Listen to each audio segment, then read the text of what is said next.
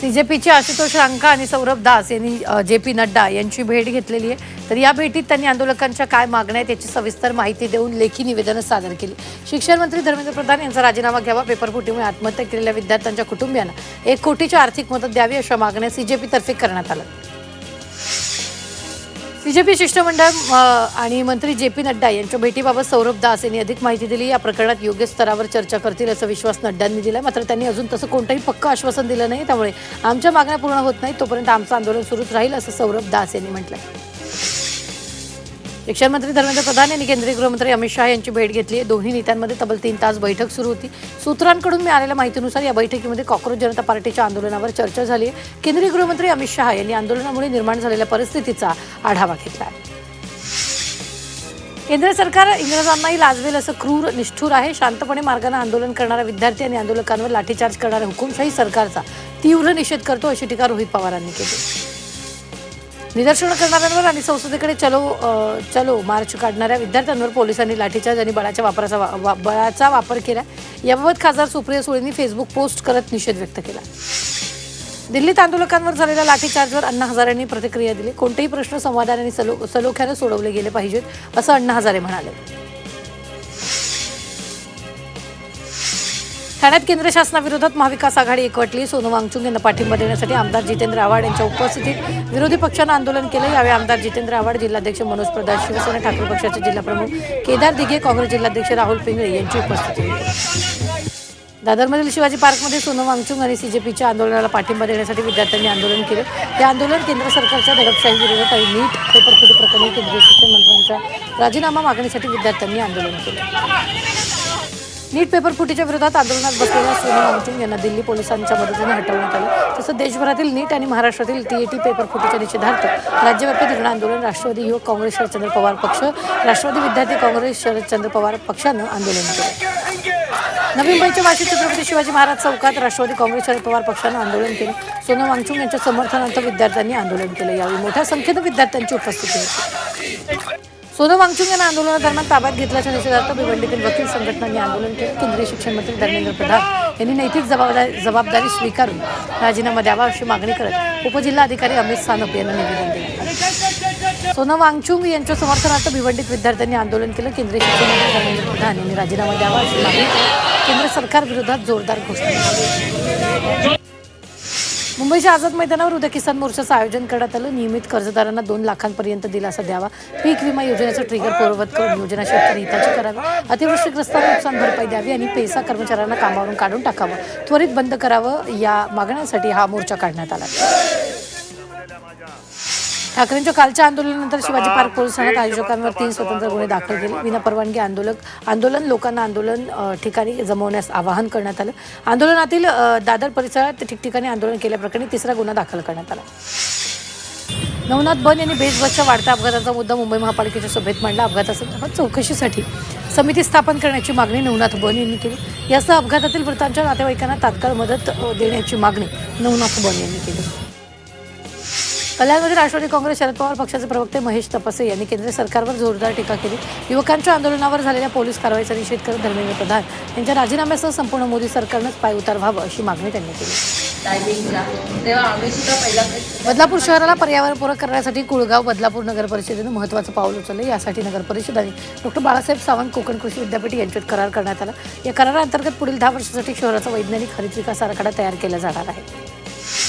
कल्याण डोंबिवली महापालिकेच्या परिवहन बसचे कर्मचारी सामूहिक सुट्टीवर गेलेत। कोणतीही पूर्वसूचना न देता या परिवहन सेवेमधील बसच्या कंत्राटी कर्मचाऱ्यांच्या वेतनामधले पैसे कापण्यात आले आणि त्यामुळे कर्मचाऱ्यांनी हा पवित्रा घेतला। महत्त्वाची बाब म्हणजे महापालिकेच्या अधिकाऱ्यांनी या परिवहन सेवेच्या कॉन्ट्रॅक्टरला काही दिवसांपूर्वी दंड ठोठावलेला होता। मात्र हा दंड त्याने कंत्राटी कर्मचाऱ्यांच्या पगारातून पैसे कट करून अनधिकृतपणे वसूल केला।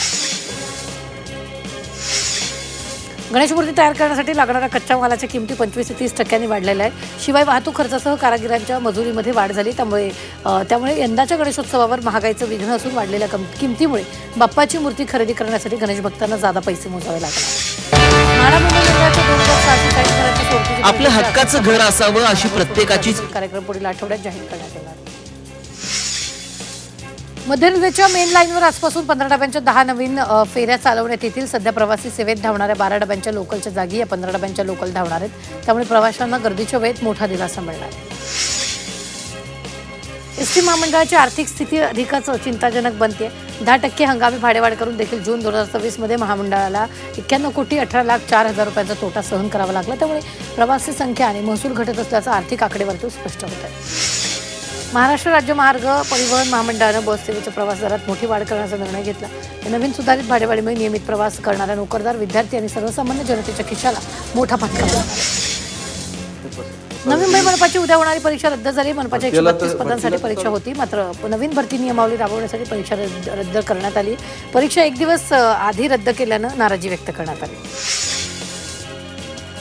समाधानकारक पावसामुळे कल्याण तालुक्यात काही ठिकाणी भात लावणीच्या कामाला सुरुवात झाली. काही शेतकऱ्यांनी भात लागवड सुरू केली. सध्याचा पाऊस दिलासादायक असला तरी भात लावणीच्या कामाला आणखी वेग येण्यासाठी पावसाची गरज आहे. ठाणे जिल्ह्यातील शहापूर ग्रामीण भागात 2 दिवसांपासून मुसळधार पाऊस झाला. पावसाचं पाणी शेतात भरल्यानं भात शेतीचं मोठं नुकसान होण्याची भीती आहे. तर भातसा नदीच्या पाणी पातळीतही झपाट्यानं वाढ झाली. मुंबईकरांची जीवनवाहिनी म्हणून ओळखल्या जाणाऱ्या उपनगरी रेल्वेची धाव अपुऱ्या मनुष्यबळावर सुरू असल्याचं धक्कादायक वास्तव समोर आलं. एका बाजूला लोकलच्या फेऱ्या आधुनिक वाढवण्याच्या तंत्रज्ञानाच्या आणि प्रवासी सुविधांच्या घोषणा केल्या जात असताना दुसऱ्या बाजूला रेल्वेच्या अत्यंत महत्त्वाच्या पदांवर हजारो जागा रिक्त आहेत. बंगालच्या उपसागरात तयार होत असलेल्या कमी दाबाच्या क्षेत्रामुळे मुंबईसह संपूर्ण महाराष्ट्रातील पावसाच्या आशा पुन्हा पल्लवित झाल्यात. या हवामान बदलामुळे राज्यभरात पावसाचा जोर वाढणार आहे. बुधवार आणि गुरुवार मध्य पावसाचा अंदाज. नवीन आठवड्यांमध्ये राज्यभरात बहुतांश ठिकाणी बऱ्यापैकी पावसाची शक्यता आहे. मुंबईला पाणीपुरवठा करणाऱ्या 7ही धरणांच्या क्षेत्रात गेल्या 2 दिवसांपासून रिमझिम पाऊस सुरू असल्याने धरणातील एकूण पाणीसाठा 52% पोहोचला. विहार आणि तुळशी धरण पूर्ण क्षमतेने भरून वाहू लागले. मात्र गेल्या वर्षी याच दिवशी धरणांमध्ये 82% पाणीसाठा होता. मुंबईच्या मानखुर्दमध्ये बसचा अपघात झाला. चालकाचं नियंत्रण सुटलं. बस थेट डिवायडरला धडकली. यामध्ये बस चालक, कंडक्टर आणि प्रवासी जखमी झाले, तर एकाचा मृत्यू झाला. दिवाळी मुंब्रा दरम्यानच्या लोकलमध्ये प्रवाशांची तुटुंब गर्दी असते. अशा सोशल मीडियावर सध्या एक धक्कादायक व्हिडिओ व्हायरल झाला. यामध्ये दिवा ते मुंब्रा दरम्यान महिला प्रवासी जीव मुठीत धरून प्रवास करतानाचा व्हिडिओ समोर आला. खरीप हंगामात शेतकऱ्याची फसवणूक रोखण्यासाठी अमरावती विभागात कृषी विभागानं मोठी धडक कारवाई केली. विशेष गुणनियंत्रण मोहिमेत नियमांचं उल्लंघन करणाऱ्या 520 कृषी केंद्रावर विक्री बंदी, तर 230 कृषी केंद्राचं परवाने रद्द करण्यात आले. मुंबईत 37 बांगलादेशी नागरिकांवर मोठी कारवाई केली. बेकायदेशीररित्या राहणारे 37 बांगलादेशी ताब्यात घेण्यात आले. दरम्यान नागरिकांनी आपल्या परिसरात अवैधरित्या राहत असलेल्या बांगलादेशी नागरिकांची माहिती जवळच्या पोलीस ठाण्यात किंवा मुंबई पोलीस नियंत्रण कक्षाला देण्याचं आवाहन केलं.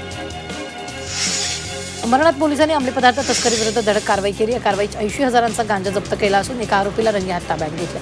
अंबरनाथ परिसरात अंमली पदार्थाची तस्करी होत असल्याची गुप्त माहिती पोलिसांना मिळाली होती.